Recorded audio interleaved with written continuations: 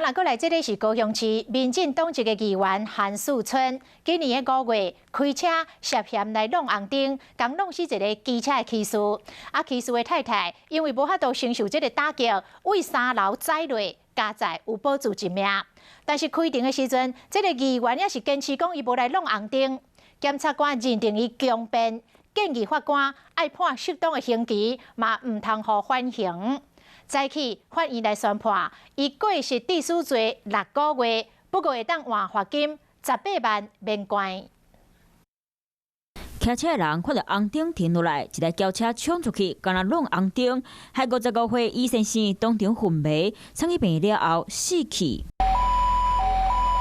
救护车赶来到现场，死者的太太无法度接受因翁过身，伊总走去3楼跳落来，加在送去病院了后有风救回来。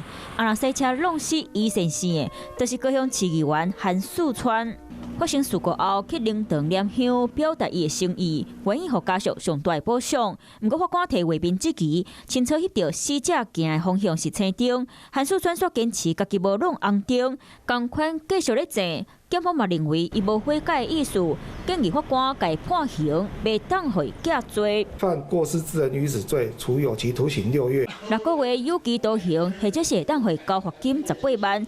伫咧议会做总质询的韩树川听到消息了后，秘伫咧机场，唔敢面对媒体。